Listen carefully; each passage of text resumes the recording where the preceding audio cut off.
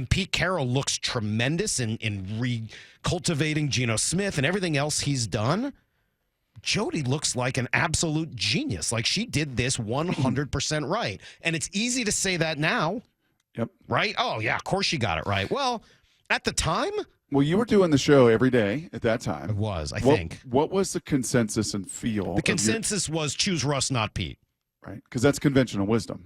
Well, conventional wisdom says you go with the quarterback. You can replace coaches. Coaches are replaceable all over the league. You can replace a coach. You can replace a coach. You can get fired every year. What is it, 5 or 6 get fired? I mean, there's churn every single season. Mm-hmm. So you can find a coach.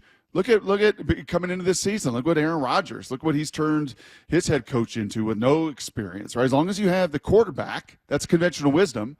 Either you got the quarterback or you don't in this league. And if you got the quarterback, then you could find the coach. And Brock, and that got even more magnified after Tom Brady left New England and won a Super Bowl. Of course it's the quarterback, not the coach.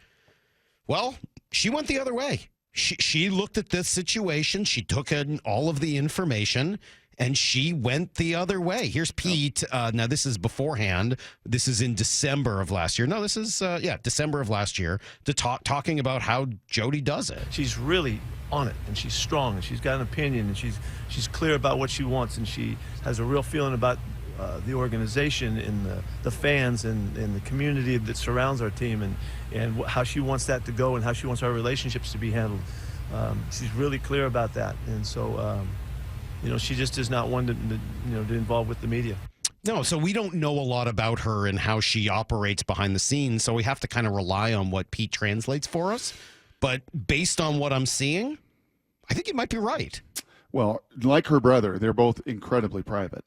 I mean, Paul was incredibly private as well as an owner. Mm-hmm. But every time, Mike, we got little sneak peeks or we got a little crumb, right, that led to the cookie of his leadership and his brain and his wisdom and thinking. It was like, wow, that makes sense. Whether it was John Schneider telling us after every game, he had to write a report for whom? For Paul. Mm-hmm. Right, and it was a very thorough report that he had to give to the owner. He was engaged. He may have been distant. He may have been totally private, but he was completely engaged. It was important to him. I know, some things that he did creatively, from a creative standpoint to bring other eyes in. He wanted other eyes. He wanted a differing opinion. He wanted checks and balances for Pete and his staff. He entrusted them and he empowered them, but he was always pushing the envelope. My buddy that works there and is head of their science and development technology, right, who started as a trainer, and he was pushed, and Paul pushed him and gave him resources. Hey, man, let's take this to the next level. What do you need in that building?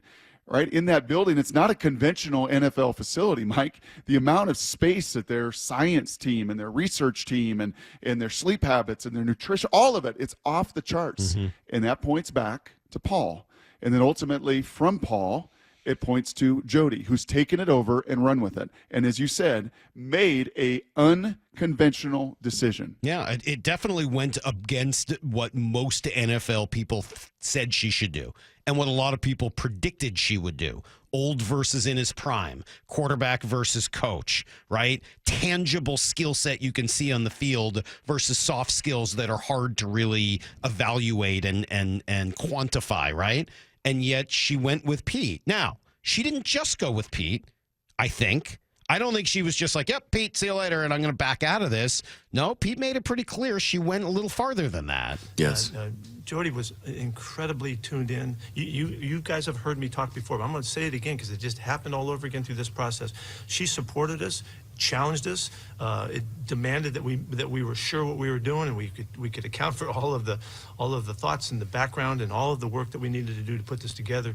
But when it came right down to it, she said, "What I see this doing to you guys, John, you're back in your wheelhouse, and Pete, you're back in your wheelhouse." And she's stating, knowing that we have so many opportunities to work and deal and wheel our hopefully our creative approach to what we do. Pete makes it sound like she's explaining to them that they got back into their wheelhouse. But the other way to interpret that is she wanted them back in their wheelhouse. That she said, no, I'm not happy. That you're not doing what you're best at. I'm going to put you into your wheelhouse. Pete's a player's coach. I don't think he would have any bones about admitting that. He is almost the original player's coach, right? He's defined the genre. Mm-hmm. But he was such a player's coach, perhaps to Russ over these last 4 or 5 years, that it altered things, right? He changed some of his philosophies in order to compromise and let Russ do his thing. And maybe that came at the expense of some of the other players. They let guys stick around too long, right? You heard John Schneider say, where's that in the interview he did with Eric Williams, right? That, that maybe it was nice to find some rookies this year who weren't just like showing up cowed by Russell Wilson and Bobby Wagner. Like, oh my God, I played Madden with that guy. Oh my, like, no, they just show up and it's their place and they don't have to look up to some veteran that had won a Super Bowl and kind of been a god here before. Correct. So I think another word Jody had a pretty active role in this.